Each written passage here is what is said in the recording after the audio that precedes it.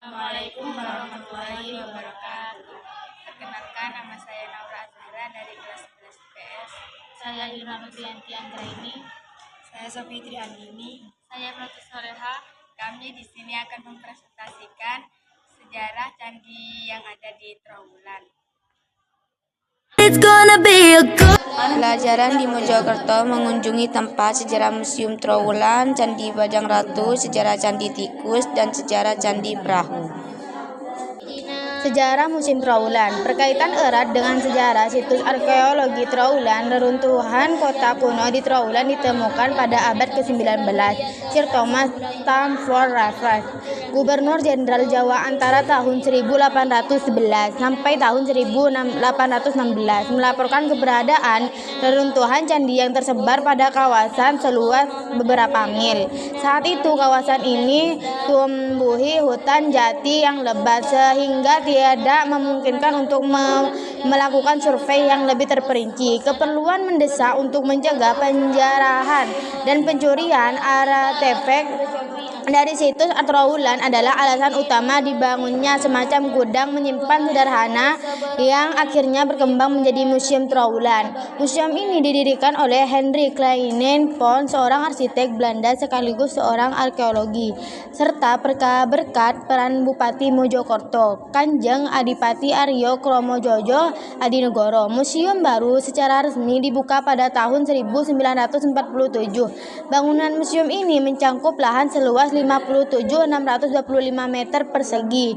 Bangunan ini menampung koleksi Museum Trowulan lama serta berbagai arca batu yang sebelumnya disimpan di Museum Mojokerto. Pembangunan museum baru telah diajukan di kawasan ini dan lokasi ini telah diusulkan untuk menjadi kawasan arisan UNESCO.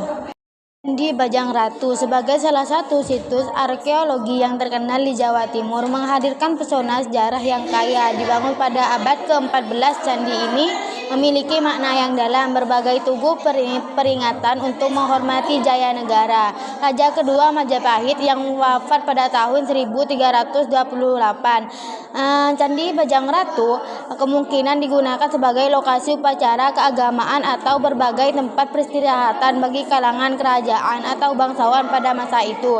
Disebabkan bentuknya yang menyerupai sebuah gapura, diyakini bahwa bangunan ini berfungsi sebagai gerbang untuk memasuki kompleks makam para raja.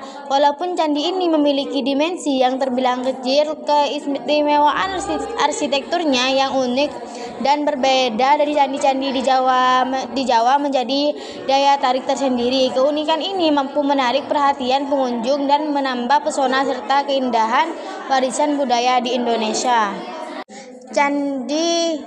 Sejarah Candi Tikus. Candi Tikus sempat terkubur pada tanah lalu ditemukan kembali pada 1914.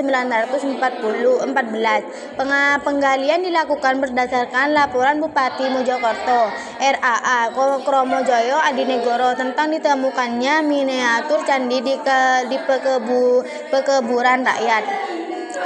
Pemugaran secara menyeluruh dilakukan pada 1984 sampai 1985. Nama tikus hanya sebutan yang digunakan masyarakat setempat konon.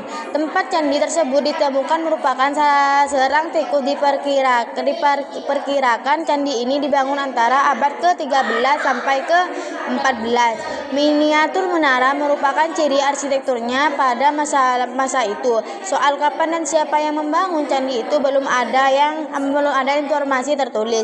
Dilihat dari bentuknya, ada pertintaan atau kolam di sekitar candi, sehingga mengundang perdebatan di kalangan pakar sejarah dan arkeolog mengenai fungsinya. Sebagai pakar pendapat, candi ini merupakan petirtaan tempat mandi keluarga raja. Namun sebagian pakar lainnya berpendapat candi ini merupakan petirtaan tempat mandi keluarga raja. Namun, sebagai pakar lainnya berpendapat bangunan tersebut merupakan tempat penampungan dan penyaluran air untuk keperluan penduduk Trowulan.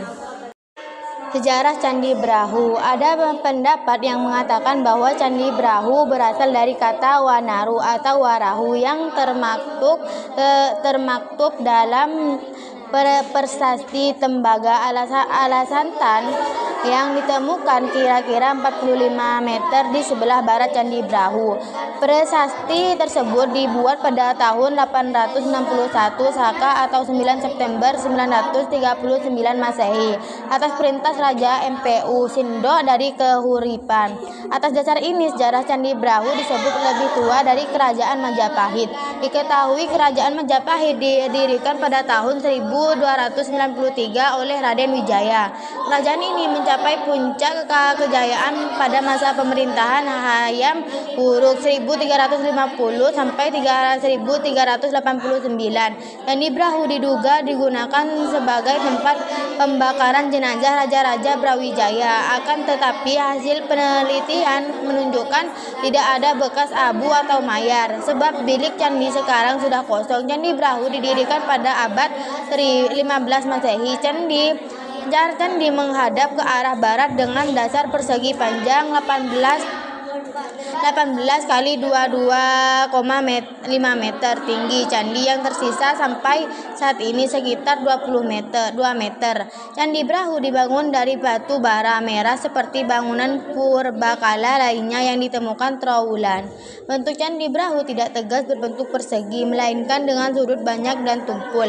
Atapnya juga terbentuk dengan sudut banyak dengan puncak datar. Diperkirakan Candi Brahu bersusun dua dan dihubungkan dengan tangga. Akan tetapi saat ini tangga tersebut sudah tidak ada.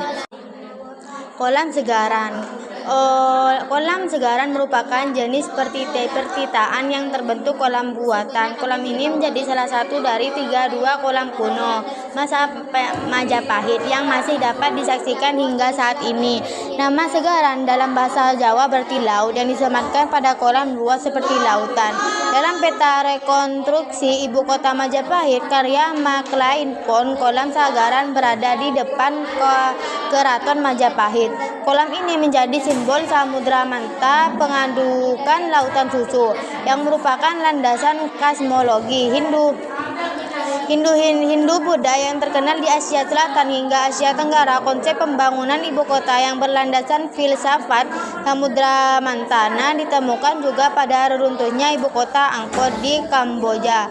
Kolam segaran berdenah persegi panjang berukuran panjang 375 meter, lebih lebar 125 meter, tinggi dinding 3,16 meter, dan lebar dinding 1,6 meter.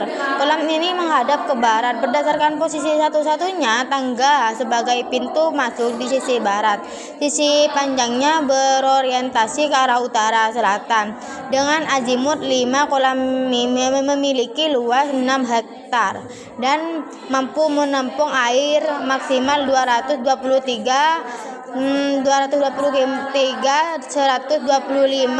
meter.